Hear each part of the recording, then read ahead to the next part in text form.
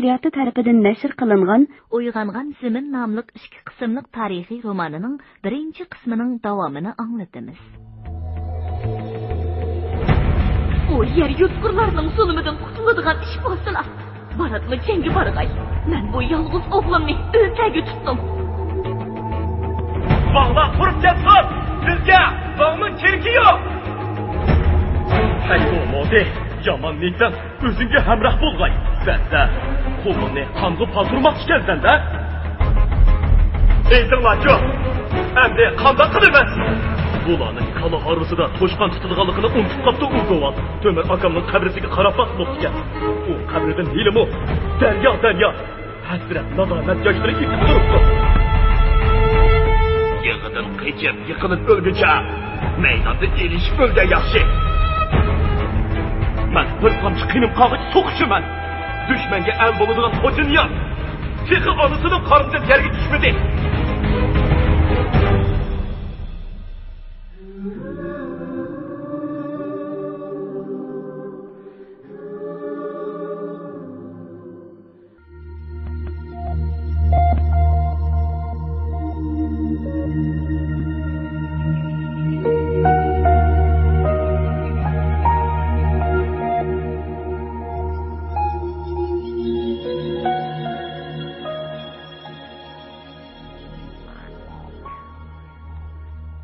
Yo'lvas yaypang yuziga ancha yorishib ketmagan soqolini silab, xuddi xo'jasi oldida so'zlayotgan xizmatkordek nihoyat yumshoq talaffuz bilan men ishga egizlik qilaman. O'zlar nihoyat obdan dedilar. Maqsad pay. O'zlar degan sarkidak yo'l boshlay oladigan, o'z uyuri uchun jinini ayg'irdek pido qila oladigan odam bizning aramizda birla. Bu kim desalar Qumuldan chiqqan Rustam Palvon Xo'ja Niyaz hoji bo'ladi. Men mushu kishining bizga sardor bo'lishiga qaytilaman. Hozirdan boshlab hojiga bay'at qilaman. dedi va o'rnidan turib hojiga egilib ta'zim qildi. Bu kutilmagan ish hammani hayron qoldirdi. 1-2 sekundlik jimjitlikdan keyin "O shara! Hajab obdan bo'ldi. Aql kishi shundoq bo'ladi" degan gaplar yangrab ketdi. Faqat Bashirla yo'lvosga yer ostidan ho'miyib, tishlarini g'uchillatib o'ltirdi. Hoji bo'lsa, xuddi qiyin bir tepishmoqni tepayotgan kishidek xiyolga cho'kib qolgan edi. "Amsa, hammanglar shuningga kelishdikmi? Kelishdik. Qumul dehqonlar inqilobining sardori Xo'ja Niyaz hojiga muborak bo'lsin.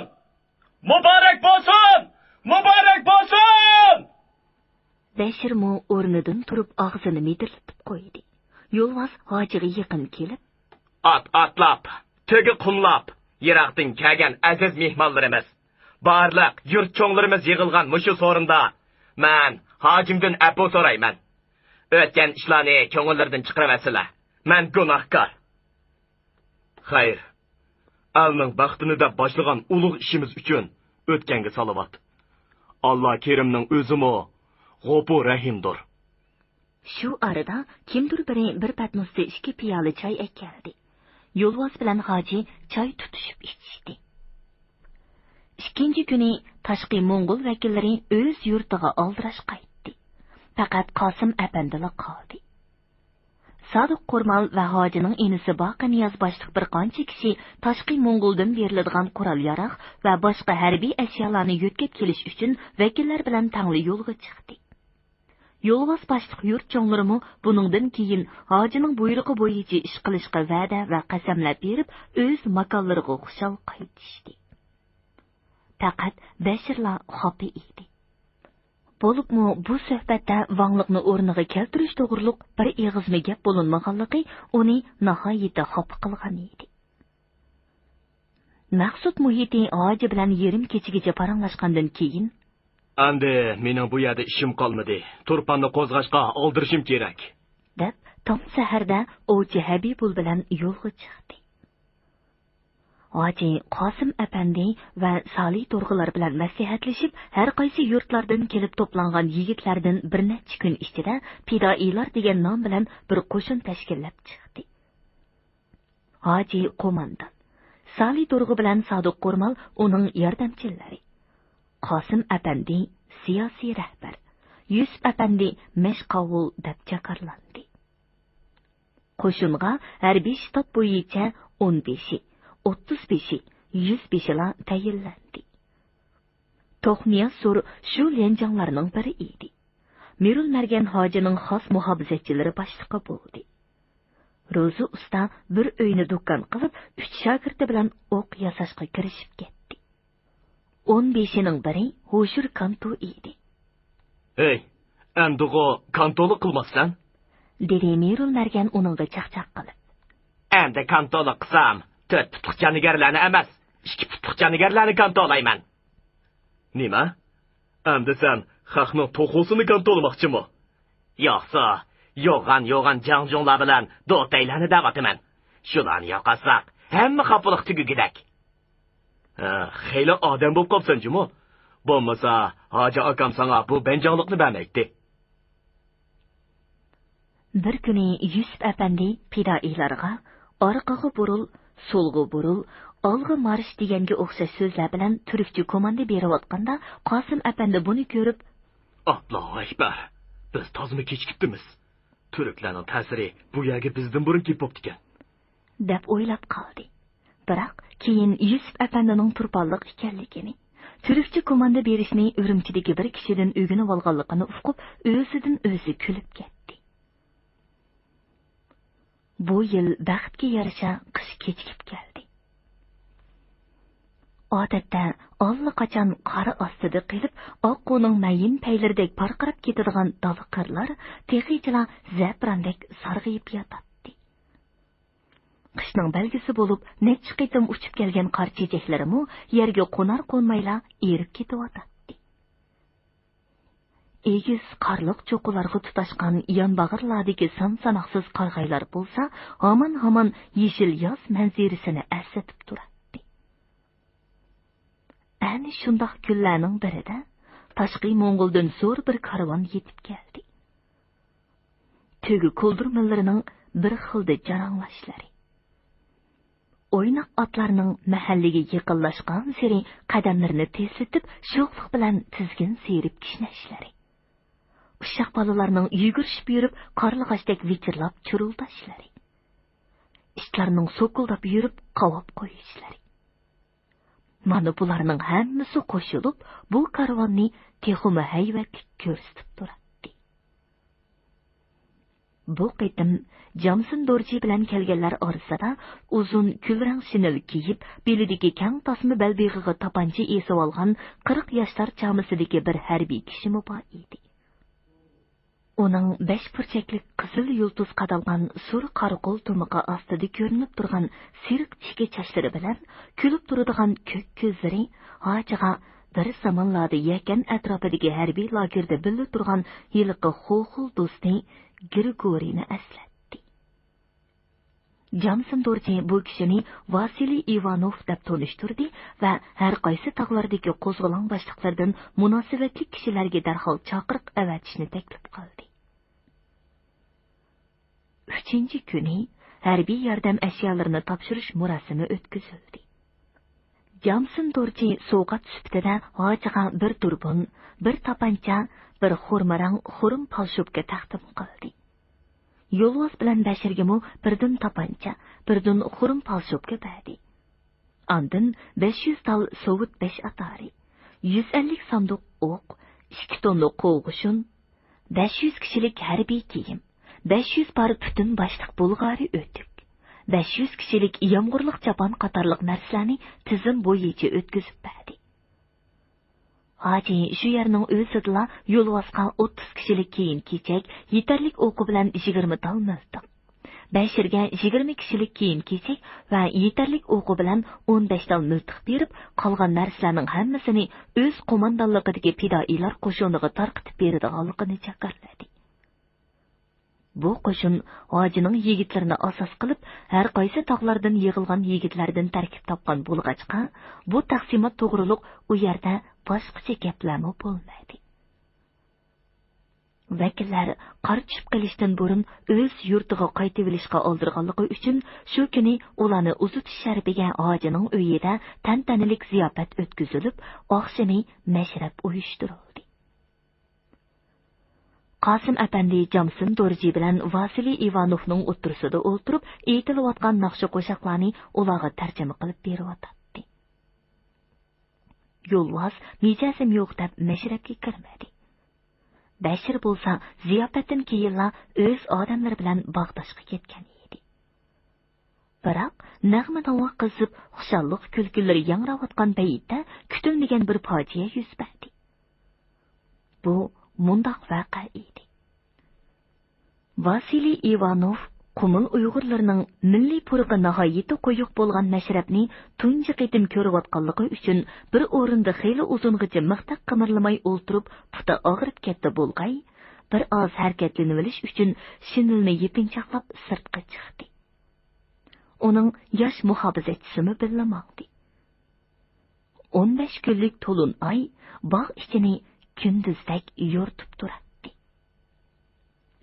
Vasiliy Ivanov muzdek sop havoni chanqoqlik bilan sumirib, bu go'zal kechilik manzirini tomosha qilgach, yalang'ochlanib qolgan o'rik daraxtlari orasida cho'ng-cho'ng qadamlar bilan uyan-buyan mengishga boshladi. Dal shu chaqda mashrab bo'layotgan uyning o'g'zisidan qatirgan 2 poy o'q etildi. Xuddi g'ijektarlari birdala uzilib, nag'ma to'xtab qolgandek uyning ichi jimjit bo'lib qoldi. Öyküsüden kimdir birining gürüs-gürüs qilib mangan oyoq ovozi anglandi. Merul Mergan uyga yugurib kirib, "Hajaka, yomon bo'ldi. Mehmonni itib qo'ydi." deb varqiradi. Hammaylar o'ri to'pi bo'lishib, patparaqchilik boshlanib ketdi. Hoji bilan Jamsin Dorji boshliq kishilar yugurishib kelganda, Vasiliy Ivanov o'rik tuvida qonga milinib yotadi.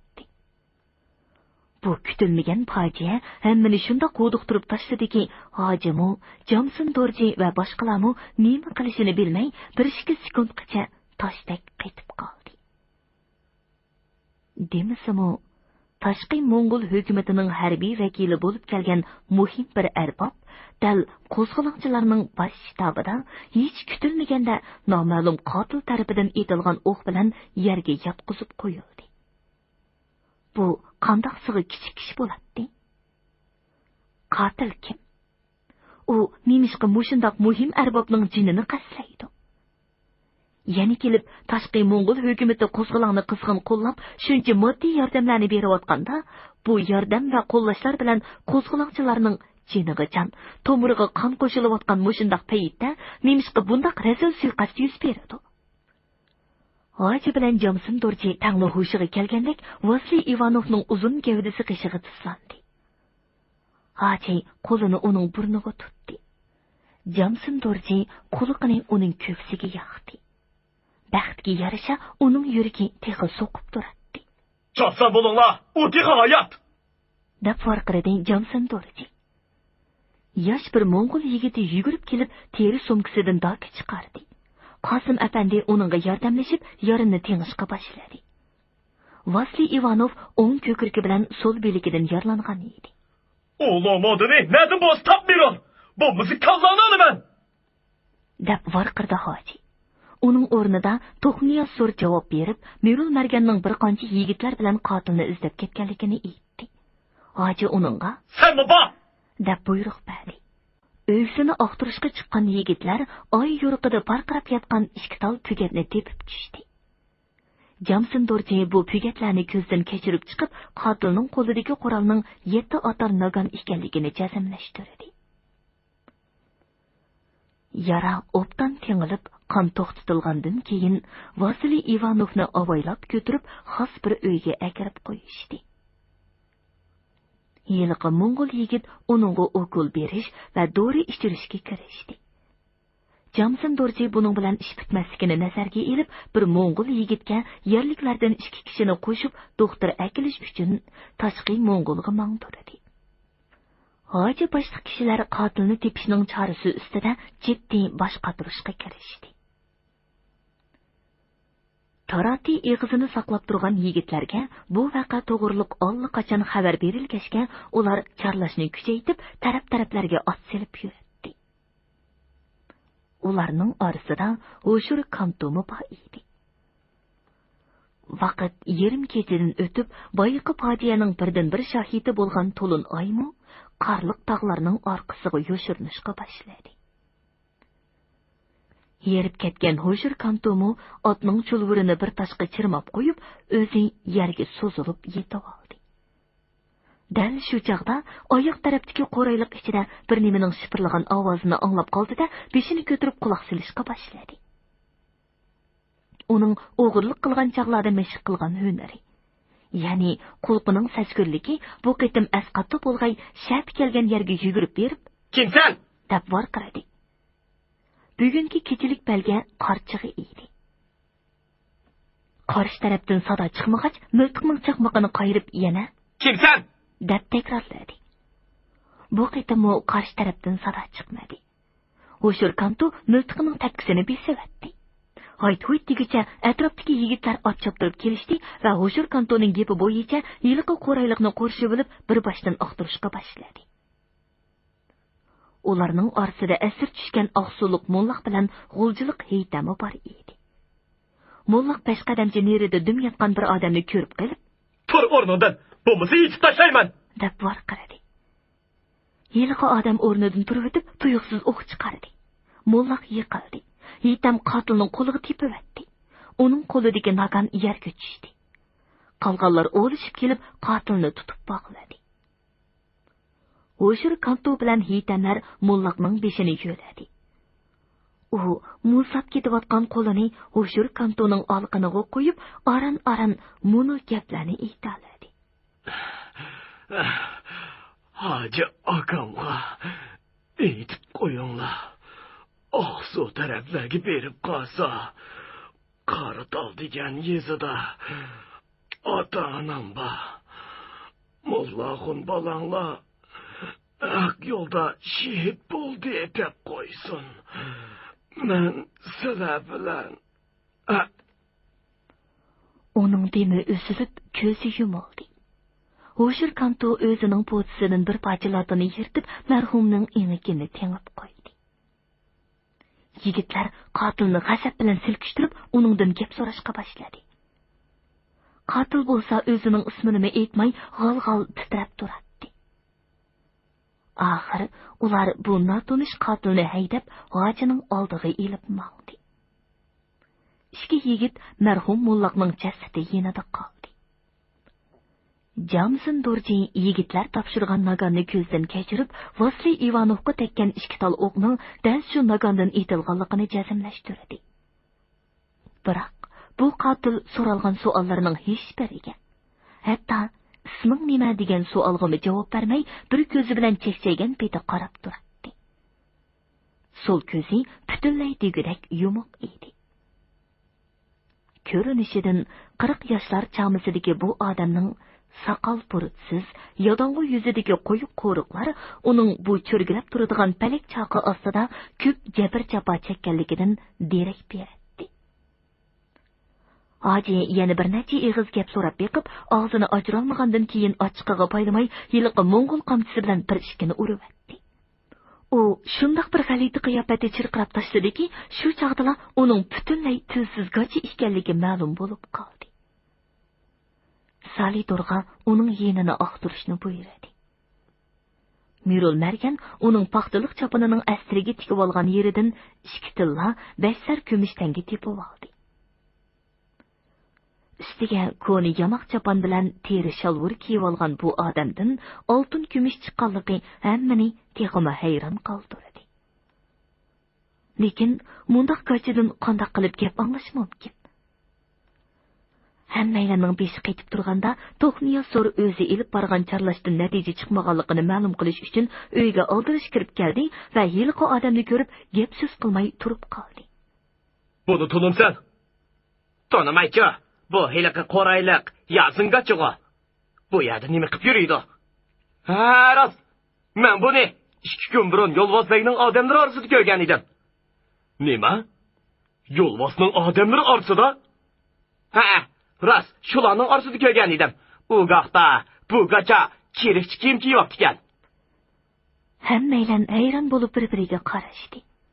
Hojining ko'zlari g'azablangan burkutning ko'zlaridek yalt-yalt qilib ketdi. "Man! Hozirli berib, o qor yuzli put qo'lini yerga tekkizmay haydab kel." Mirul Margan bir to'p yigiti bilan darhol otlandi. Biroq ular yo'lvoz tushkun qilgan ho'ylidan uning o'zi turmoq soyisini topolmay qaytib kelishdi. Demak, yo'lvoz qechibdi. Hoji uni qo'g'lab tutib kelish uchun tog' yo'llarini taxminlab 10 30 yigitni darhol uch tarafga choptirdi. Biroq ular atsi peshin vaqtida marhum mollaqning jinoza namozi o'qilayotganda qora targa cho'mgan otlarni yugurtib orqa-orqadan degudek qo'rib qaytib kelishdi. Mollaq yerlikka qo'yilib bo'lgandan keyin Hoji Mirul Marganlarga "Bundan qaytila. Shuncha odam berib quruq kelishkicha o'lsa bo'lmamdi" deb qayishga boshlaganda Qosim apandi mundoq dedi. "Sabr qilsizlar hoji aka. Bo'ladigan ish bo'ldi. Demisimi, bunda qatma-qat tog'lar, inson qadimi yetib batmagan xilvat jirolar, sanjaq-sanjaq qilin qarg'aylar orasida qancha yoshirin so'qmoqlar borligini kim bilib yetalisin? Shundoq so'qmoqlar bilan qechib ketayotgan qeri tulkini kimni tutalisin? Faqat osmon palakda parvoz qilib, o'tkir ko'zlari bilan hammani bayqa oladigan qiron burkutlar bundaq hiligar tulkini ko'rib olishi mumkin. Afsuski, yigitlar har qancha jasur, har qancha g'ayur bo'lsa-mu, osmonda parvoz qila oladigan burkut emas-da. Har qanday tog'dan tulkining kirdigan ini bor. Yo'lvosning kirdigan to'shki qo'rg'aydigan yurt. Men bugunla uning ustiga bostirib boraman. Farmon! 100 otliq yigit hozir bo'lsin. Qosim apandi Mirul Marganni to'xtatib mundoq dedi. Hoji aka, bunda qilsak, behuda qon to'kilib, o'z ichimizdagi bo'linish texmi kuchayib ketadi. Yo'q. Behuda qon to'kilmasin desak, agal behuda qon to'kuvchilarni qon daryosiga patirib ishimiz lozim. Bo'linish bo'lmasin desak, yo'lvosga o'xshash munofiqlarni yo'qotish kerak. Men sizga so'zlab bergan hiliq gaplar yodingizmi, ha? To'mir akam to'xti saypingni o'z gaqda jahannamga avatvatga bo'lsa, keyingi dushvorchiliklar bo'lmaydi. Ehtimolim, siz meni to'siman. Hey, nimaga qarab tursan? Chaqqanman. Qosim apandi Mirul Marganni yana to'sib oldi. Jamsin Dorji Qosim apandidan nimaga bo'layotganligini so'radi. Qosim apandi ahvolni tushuntirdi. Qosim apandi to'g'ri aytibdi, hojim. Agar yo'lvosning ustiga bostirib borsangiz, Uyg'ur xalq tamsili bilan aytganda, dushmanning tugminiga suv tutgan bo'lasiz. Bu paylingizdan yining. Yo'q, men Ivanovning qisosi uchun u tozning kallasini kesib kelib, sizlarning hukumatingizga avatib berishim lozim. Vasli Ivanovning hayot qilishida umid yo'q. Men o'z hukumatimiz nomidan shuni jakolaymanki, uning uchun qisos ilishga qaraganda ichki urushdan saqlanish muhim. Bo'lmasa, inqilob mag'lub bo'ladi. Dedi Jamsin Dorji. Ondan bu gaplarni bir muncha sharihlab, o'zaro qurolliq to'qinish bo'lib qolishdan saqlanishni qattiq ta'kidladi. Hoji astag'firulloh deb uyan-buyan yig'ishga boshladi. Hammaylar uningga diqqat bilan qarab turardi. U birdilla Mirul Marganga burilib, "Ro'za ustini qichqirib kel!" deb varqirdi-yu, darhol bu fikridan yenib, "To'xta, helaqa gachini ochiq!" dedi. Va Jamsin Dorji boshliq hammaylarni yurisizlar deb ro'za ustining do'kini bor yerga boshlab mangdi. Uning nima qilmoqchi bo'lganligini hech kim bilmaydi va shu topda uningdan gap so'rashqamu hech kim petin olmaydi. Ustikorliq do'kiniga kelish bilan Hoji yiliqi gachining yenidan chiqqan 5 sar kumush tangi bilan 2 tillani ro'za ustining oldiga tashlab, "Bu bir nimalarni eriting!" dedi. Ro'za usta sal ishkilinib Sali Dorg'oga qaradi. "Hoji, nimaga qarab tursiz? Qulqingiz pangmi?" deb varqiradi. Ro'za usta o'ntinsiz ishga tushdi. U tillar tangilarni zagar va miskarlar metal eritadigan qochi bilan eritib bo'lguncha yigitlar put-qo'li bog'liqlik turgan Yosin gachini Hojining gapi bilan yerga yotqizib, bosh oyog'idan besib turdi. Hoji ro'za ustini Yosin gachining og'zini qusqish bilan kerib turishga buyurdi va o'zi yana bir qusqish bilan o'choqdan butini ilib Yosin gachining yeniga keldi. Jamsin Dorji bilan Sali Dorg'u boshliq hammaylar Hojining nima qilmoqchi bo'lganligini endi tushunib, uni to'sib olmoqchi bo'ldi. Hoji hech kimga bo'y bermay, "Meni turinglar. Bu lomodi oltin kumushga to'ysin. Setilma xoinlar. Buningdan ibrat olsin." dedi-da, eritmini Yasingachining og'zi bilan ko'ziga quymoqchi bo'ldi. Qarab turganlarning ko'pchiligi ko'zini to'sib oldi. Ta'tir qarab olgan Rozi ustining qisqish tutgan qo'llari dir-dir titraydi. Yasingachini besib o'ltirgan ishga yigit targa cho'milib ketdi. To'xniya-sur o'qdek kelib hojining qo'lidagi qisqishni yulib oldi-da, "Xudodan qo'rqsanglar hojim, meni aralashtiring deb nima qilsin maylilari?" dedi. Hoji uningga bir xo'miyib, "Astag'firullah" degan peti o'z uyi tarafga jo'nadi. Kishilar hojini ya ayiblash, ya maqtashni bilmay, g'alati bir xil sukunat ichida qoldi. Ammo To'xniya surga hammaylan obrin o'qishatdi. Hojining o'zimi Xalicha xonimning uyida tunglikdan tushayotgan quyosh sho'lisiga qarab un-tinsiz yotadi. Faqat gohi-gohida uning lavlari qimirlab, "Astag'firullah, astag'firullah. Men nima ish qilmoqchi bo'ldim, ha?" deb qo'yadi. Shu vaqadan bir necha kun keyin tashqi Mo'ng'uldan egiz bo'yliq, seriq soqol, ko'k ko'z bir doktorning boshchiligida 3 kishilik davolash korpusi yetib keldi. Ular Vasli Ivanovni davolashga qon berish lozimligini aytdi. Mirul Margan, Yusuf Apandi qatorliq 10 necha kishi qon berdi. 3-chi kuni tashqi Mo'ng'ul vakillarini uzutish sharafiga dog'dug'liq ziyofat o'tkazilib, ularga qimmatlik sovg'atlar taqdim qilindi. Jamsim Dorji hojining talabi bo'yicha bir turkum yigitni o'qitib, tarbiyalab berish uchun billa elib mangmoqchi bo'ldi. Ularning orasida Yusuf Apandimi bor edi. Vakillar Vasli Ivanovni jirg'iga yotqizib yo'lga chiqadigan chaqda hoji Yusuf Apandi boshliq yigitlarga qarab, "Yo'lda mehmonlarning xizmatini obdan qilinglar. Mo'ng'ul qarindoshlarning yurtiga borganda obdan o'qib, yaramliq odam bo'lib kelinglar. Mao tog'dalilar yomg'irga qanday tashna bo'lsa, el yurtmi o'qigan, bilgan yigitlarga shundoq tashna." Bu yilqi qish kechikib kelgan bilan biroqla qahri hasbi tutib olamni ma'lum qilaverdi. Qari yerlar turmoq, sharqirab eqiyotgan tog' suvlarimi shirnidak qetib qoldi. Ayyam ojiz otliq kun, qahri kelsa qattiq kun degandek, judun shivirg'onning jahonni beshig'i kiyib, kech-kunduz dahshat bilan huvlashlari hammaning ko'ngliga vahima selib turadi. Bu zimiston dahshati. Bo'libmi gazarmalarga o'ginib qolgan cheriklarga shundoq ig'ir ofatlarni keltirdiki, ular hujum qilmoq tugul turgan o'rinlarda to'ng tezakda qetib qolishga boshladi.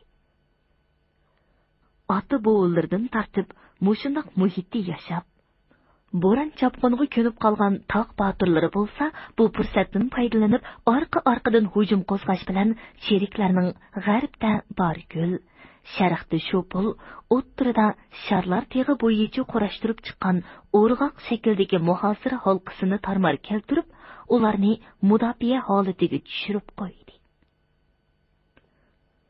Nurg'un sheriklarning bosh sumaklari bilan qurashtirilgan bu muhosira halqasining buzib tashlanganligi hammadan to'liq Shingshisaga alam qildi. Uning plani bo'yicha bo'lganda, mushu muhosira sizig'iga tayinib, pat orada butun tog' rayonini ishg'ol qilib, Urumchiga zafar bilan qaytishi, uning badaliga o'zini kutib turgan shoni shuhratga erishishi lozim edi. Amdilikda bo'lsa, bu planlarining hammasi to'zg'oqdek to'zib ketdi.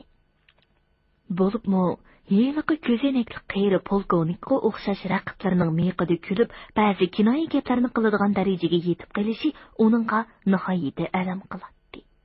Shuning uchun u o'zining go'shini o'zi yegudek bo'lib, bir yerda tinch o'ltira olmaydigan bo'lib qoldi. Har kuni degudek shahar sepili ustiga chiqib, shimol tarafdagi hayvatlik tog' tizmanlariga qarag'anicha uzundan uzun xiyol surib o'ltiradi. Bugunmi shundoq bo'ldi.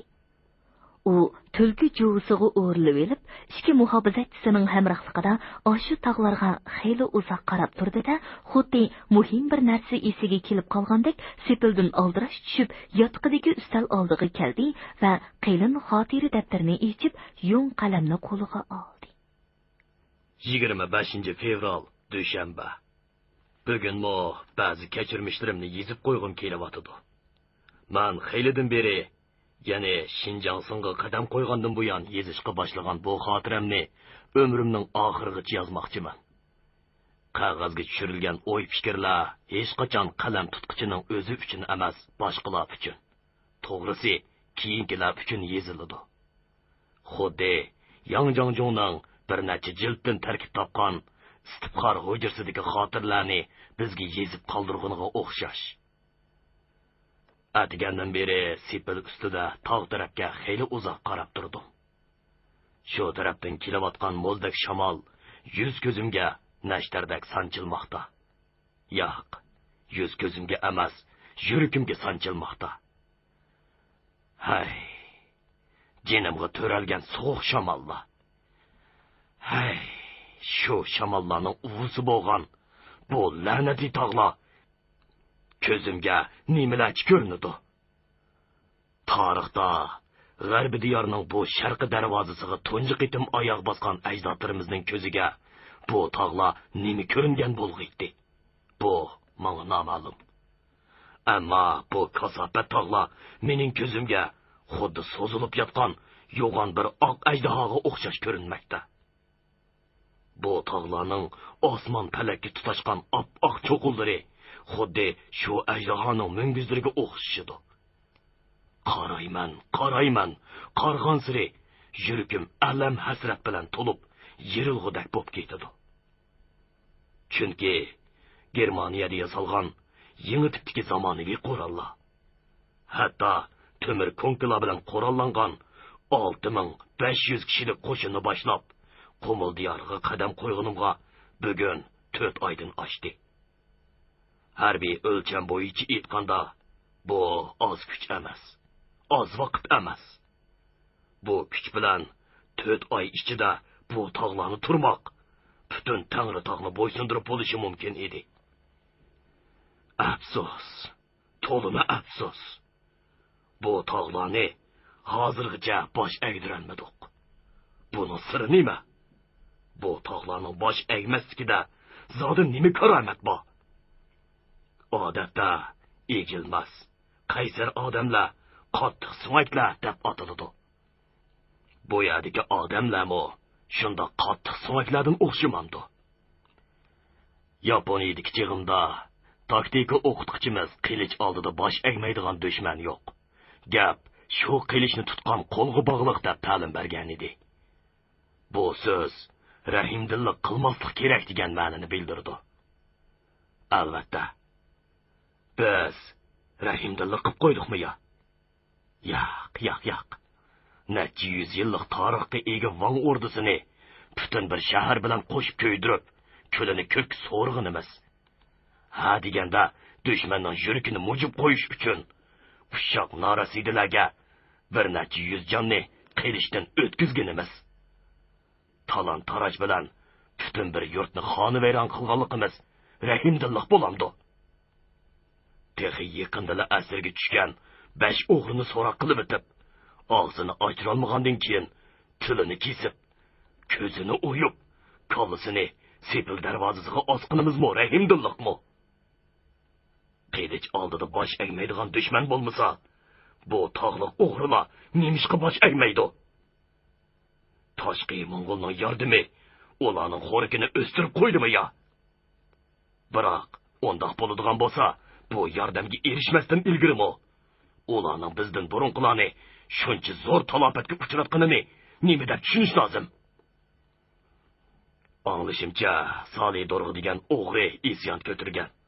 Ularning qo'lida bir talma miltiq yo'q ekanmish. Men falsafani ancha-muncha o'rgangan. Shay'ila taraqqiyotida ichki omil birinchi ekanligini bilaman. Tashqi omil hal qilg'uch omil emas. Undoq bo'lmaganda, Majongyan qichib ketgandan keyin bu yetim qolgan o'g'rilar allaqachon bosh ekkan bo'ladi. Amaliyotda Majongyan qochgandan keyin ularning qarshilik ko'rsatish irodasi texnik kuchayib ketdi. Demak, ichki omil hamon birinchi o'rinda turdi. Buni iroda qat'iyligi degan so'z bilan ifodalash mumkin. xuddi qadimkilarning irodali kishi cho'qim murodiga yetadi deganiga o'xshash. Biroq iroda qat'iyligi mendimi bor emasmidi? Bu isyonni uzil-kesil bostirib, shoni shuhrat qozonish badaliga Şinjanning siyosiy sahnasini o'z qo'limda ko'rgiltishga iroda bog'lagan emasmidim? Mantiq bo'yicha aytganda, ularda bor iroda qat'iyligi mendimi bor degan so'z. Shundoq turuqliq, bu o'g'rilarni zodi nemishqa bosh egdirolmadim. Ay, osmon xudosi, mening ko'nglimni yo'rt, fikrimni ochiq qilib, bu sirimni ichishga madadba. Bu yovvoyilarni bosh egdirolmasam, bütün planim buzilib, arzu armanlarım yo'q chiqadi. Raqiblarim mendan kuladi. Uning shu kunlarda yozgan yana bir xotirasi mundaq edi. Bugun taqdirimga aloqador ikki muhim xabarni angladim. Uning biri shuki, uzundan beri Jang Piyonga gumon bilan qarab kelayotgan Jinshurin bugun uning o'rniga cho'chak valisi Li Xayruni qo'mondon qilib qumulga avatibdi. Bu yaxshi ish bo'ldi. Jang Piyon tajribali harbiy arbob bo'lgan bilan qumulga kelibla bir tenjilli qizga uylandi-da, qish bo'yi uning qo'ynidan chiqmadi. Hammadan yomoni, yo o'zi qo'mondonlikni tuzi qilmay, yo huquqni menga bermay, put qo'limni tushab qo'ygan edi. Li Xayro shtabga kirmayla, hozirdan boshlab amaliy qo'mondonlikni siz qilasiz. Men bo'lsam mulkiy odam deb rost gapini aytdi. Bayroq bütün ofitserlarning oldida Jinshurinning meni shtab boshliqligiga, qo'shimcha oldinqisi qo'mondonligiga belgilaganligini jakarladi. Hatto mening Yaponiyada maxsus ta'lim olgan harbiy mutaxassis ekanligimni yuztrana e'tirof qildi. Bu haqiqatan qaltis ish bo'ldi. Li Xayro endi qandoqlik qilgan bilan mening sizg'imdan chiqmaydi va chiqolmaydi. Harbiy huquq kimning qo'liga o'tsa, iqbol yultuzi shuningga boqadi. Tarixdami shundoq bo'lgan, hozirmi shundoq, kelajakdami yana shundoq bo'ladi. Hurmatli radio anglag'uvchilar, yozuvchi Abdurahim O'tkirning Uyg'ongan Simin nomli tarixiy romanining birinchi qismini bugun mush yergacha anglatdik. Davomini atidagi programmamizda anglag'aysizlar. Siz gap qilmadingizmi? Majunning degan nomodi bilan mening pizim pishmaydiganligini biletdingizmi? Albatta bilaman va bilganim uchun bir muncha izohatlarni berdim. Ular yordam bermisi? Yaratgan Xudo bizni mushu tug'ilib o'sgan makonlarimizdan, mushu tog'u tosh, mushu dala qirlardan ayırmasını bo'lg'ini. Siz böyle, biz qo'y. Aç böregize, palani kunning palani saytida oldingiz qilamiz. Bizni shu chog'da yang deb va'da bergan bo'lamiz.